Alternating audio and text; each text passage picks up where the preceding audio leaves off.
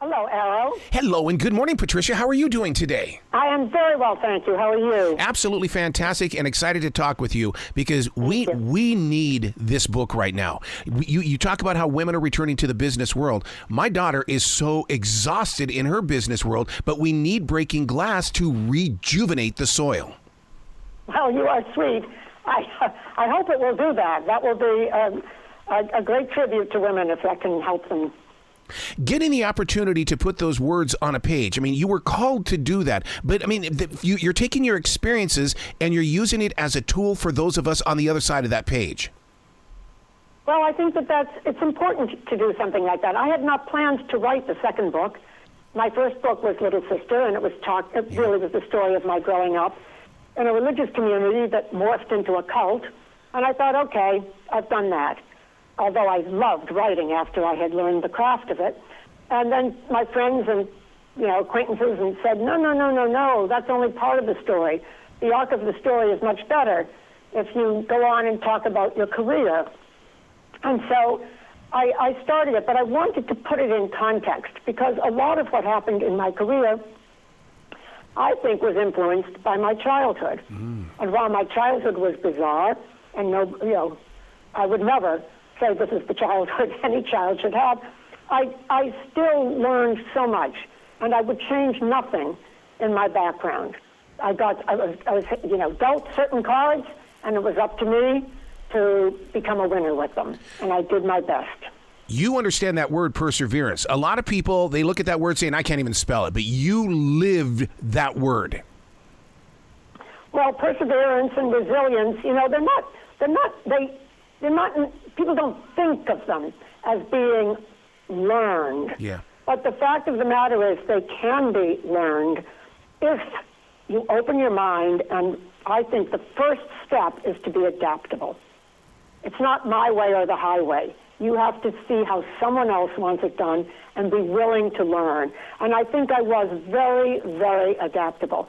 And when you are adaptable, you're also trying to learn. You're also trying to make yourself valuable.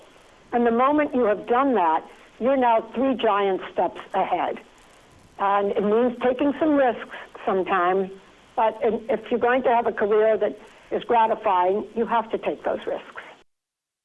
My financial advisor, who's been with me for about 2 or 3 decades, is so fearful of the future because the younger generation they're not dedicating their life to it. They're into getting in, teaching people how to save their money, how to work their money, how to believe in the future 20, 30 years down the road rather than, I got to have that instant money right now.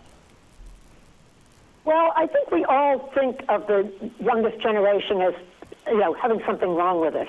But I remember very well the late 1960s, when I was at that very age. And this country was in utter turmoil.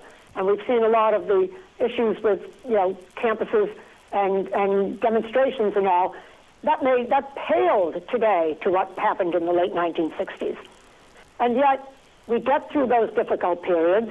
Every new generation is faced with different tools, different threats, different challenges, and I have enormous confidence that young people today, my own children are the very tail end of millennials, and I hear all these negative comments about millennials being lazy and Gen Zers, and I'm thinking, stop.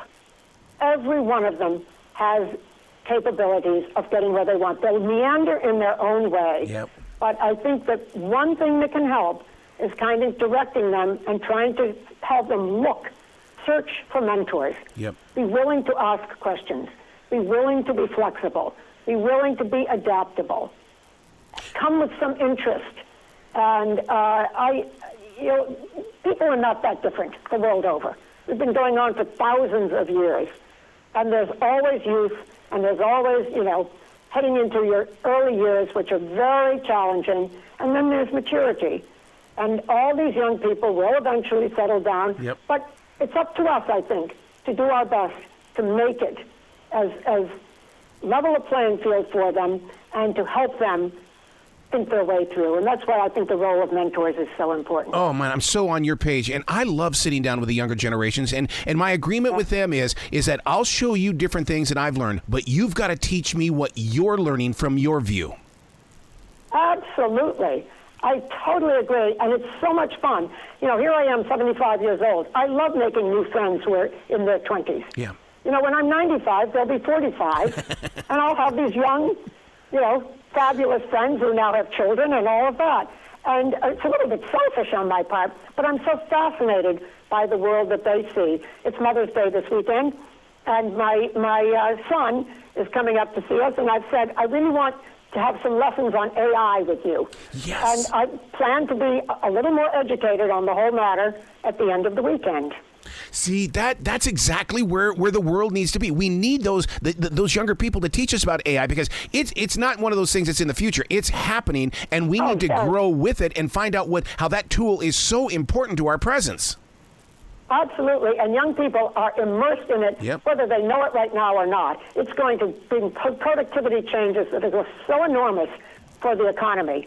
You know, research and medicine and all kinds of things. And they're imbued with it now. So it's a wonderful time to be a mentor to young people, I think. Being the marketing genius that you are you going to send out a poster with these words on it? Being a woman has no obstacle to success. That belongs on so many business walls. You know, you're very wise. That's a wonderful. You know what? Maybe I should. But I totally believe that. Yeah. Well, you live it. It's more than just belief. You physically live it. I do. And at 75, I haven't stopped. I'm looking for the new challenges. Oh my God, I'm so in love with that idea, because so many people, I'm 61, and people are going, so are you getting ready to retire? Hell no. I'm living life as well. I'm just getting started, man. Well, your daughter should be very proud of you. Well, I think it comes from my parents, and I'm wondering if it comes from your parents as well, because my mother never stopped. Yeah, I know. Nor did mine. I agree. But, you know, some people want to, and that's fine. But at least get yourself through the first part of your life challenged, interested, and rewarded. Wow. Once again, I can't thank you enough for this book, because it is a book of inspiration. But more importantly, people need to sit down with a yellow highlighter and highlight the areas that touch their soul so they can learn from it. Well, if you can write a wonderful review on Amazon or something like that, I'd be most appreciative. You've made my day. Well, you're making our life. How about that? Well, that's mutual. What's the website that people can go to? I know we talked about Amazon, but where's another place that people can give you a lot of love? My own website is patriciachadwick.com. Very, very simple. I write blogs. They're all there. Stories in my book, all the radio and TV interviews I had for my first book are there. But it's just very simple, patriciachadwick.com. Please come back to this show anytime in the future, Patricia. The door is always going to be open for you. Thank you very much, Arrow. I really appreciate it. Will you be brilliant today, okay? Okay, you too.